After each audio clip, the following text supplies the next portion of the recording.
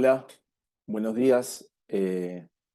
Muchas gracias Luis y muchas gracias Grace por invitarme. Cualquier inconveniente que haya con la presentación me avisan.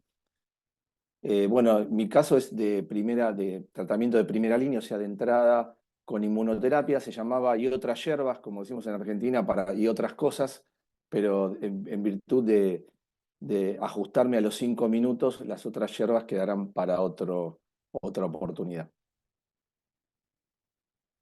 En este caso fue un paciente masculino que consultó en el Instituto de Alexander Fleming, de 63 años, ex tabaquista, que había fumado 30 paquetes años.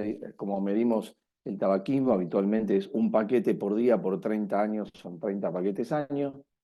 Había tenido un infarto de joven, había tenido un carcinoma superficial de vejiga, que también es un tumor que frecuentemente se asocia al hábito de fumar y que había sido resecado endoscópicamente y había sido tratado con instilaciones locales. Habitualmente es una patología que se cura fácilmente y había consultado por tos y falta de aire. Se hizo inicialmente una tomografía y luego una tomografía por emisión de positrones, se llama PET, y en este PET lo que se observó que tenía una lesión de aspecto tumoral en el pulmón del lado izquierdo, que tenía un ganglio en el mediastino, que tenía lo que llamamos atelectasia, que es el pulmón se aplasta. Esto es como un globo. Cuando uno pone aire en el globo se expande. Cuando no entra aire, el globo se colapsa. Y cuando el tumor tapa el bronquio por donde entra el aire, el globo se colapsa, el pulmón se colapsa, y es lo que se podía ver en la tomografía. También tenía lo que llamamos linfangitis, que es cuando las células tumorales van comprometiendo los pequeños vasos linfáticos que están adentro del pulmón, se van diseminando por ahí, uno también lo puede ver en la tomografía, y tenía una captación también a nivel del páncreas que podía interpretarse como una metástasis en el páncreas. Obviamente lo primero que uno hace es hacer una biopsia. En este caso la situación se complicó porque el paciente hizo una trombosis, o sea, se le taparon las venas. Eso requiere que el paciente se anticoagule, y cuando se anticoagula, obviamente uno no puede tomar la biopsia fácilmente porque sangra, entonces hay que esperar un tiempo que esté anticoagulado para poder suspenderla, la anticoagulación al menos 48 horas para tomarle la muestra. Luego, cuando se había programado, el paciente tuvo COVID. Finalmente se logró hacer la biopsia del pulmón mediante una endoscopía. La biopsia fue positiva para un cáncer de pulmón de tipo un adenocarcinoma, la variante probablemente más frecuente, e hicimos los estudios moleculares que tenemos acceso habitualmente. Habitualmente, lamentablemente, como se comentó en la charla anterior, nosotros no tenemos acceso regular a estudios genómicos muy amplios, pero sí a CDPDL1, que habla de la sensibilidad mayor o menor a la inmunoterapia, EGFR, ALK, ROS1 y BRAF, que fueron en este caso todos negativos.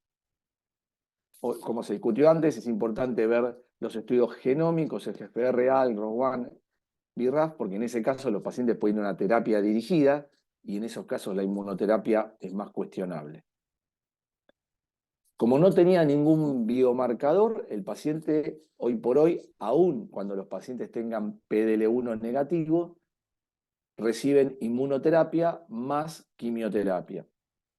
En algunos casos pueden recibir solo inmunoterapia, como cuando el PDL1 está expresado en más del 50% de las células tumorales, pero en este caso, como era negativo, la inmunoterapia sola es un poco y requiere además quimioterapia.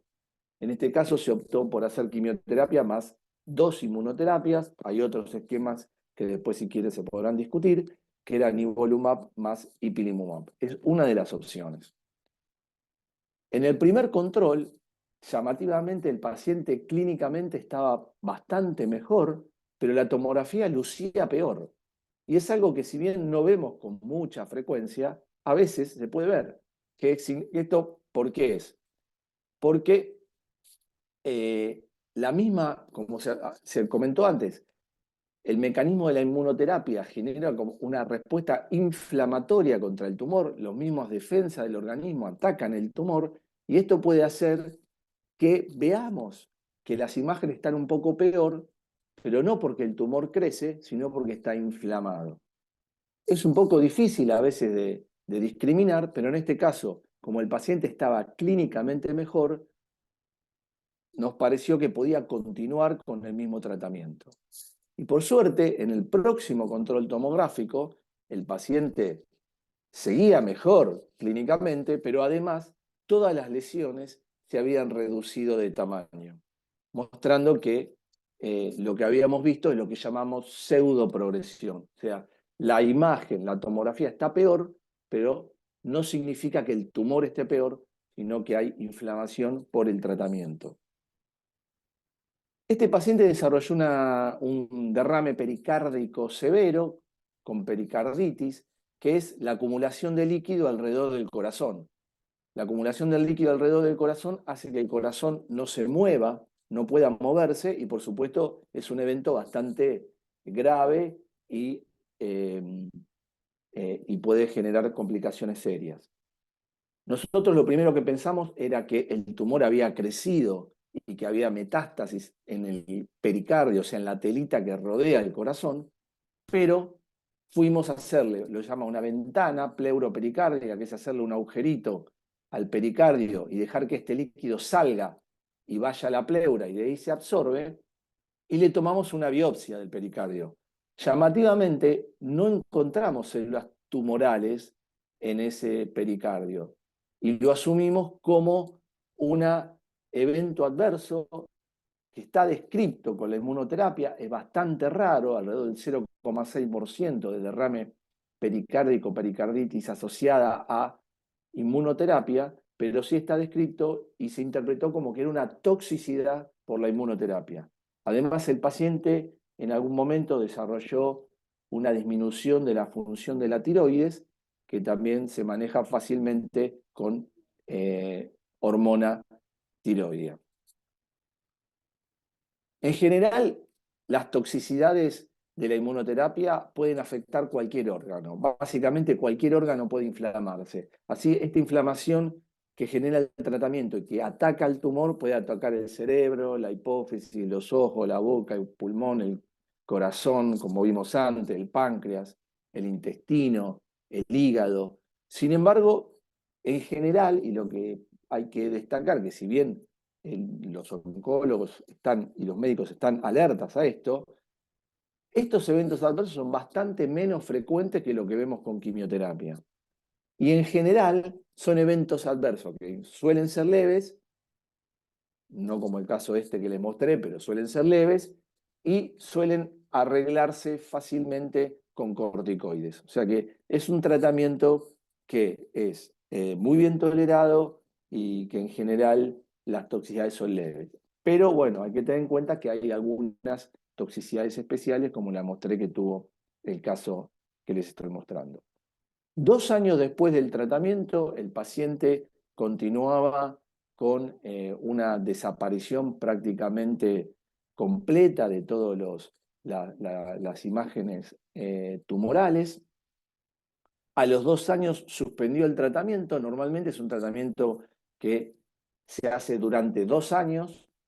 Podemos discutir si después si hay que seguirlo o no hay que seguirlo, es una discusión más académica que otra cosa. En realidad el tratamiento está seteado, arreglado para hacerse durante 2 años. El paciente suspendió en marzo del 23, en la última tomografía de abril del 24, el paciente continúa clínicamente asintomático, continúa con la levotiroxina, vida normal y sin evidencia de que la enfermedad haya crecido. En resumen, el paciente lleva 38 meses desde que empezó el tratamiento. Esto es un tratamiento en pacientes que no tienen driver, como el que mostró antes el doctor Raes, que tenía una LK positivo. Estos son sin driver y vemos supervivencias muy prolongadas que antes no veíamos, 2 años de tratamiento, alguna toxicidad, pero el paciente vemos ahora estos pacientes sobrevivientes que viven muchísimo tiempo gracias a todos estos nuevos tratamientos. Y para terminar, bueno, un comentario, la leyenda continúa, un saludo para mis amigos colombianos y esperemos que el Mundial del 2026 continuemos levantando la copa como lo venimos haciendo en todos los mundiales previos. Y Copas Américas, gracias. No, muchas Liber, lo gracias, dejo al Gabriel.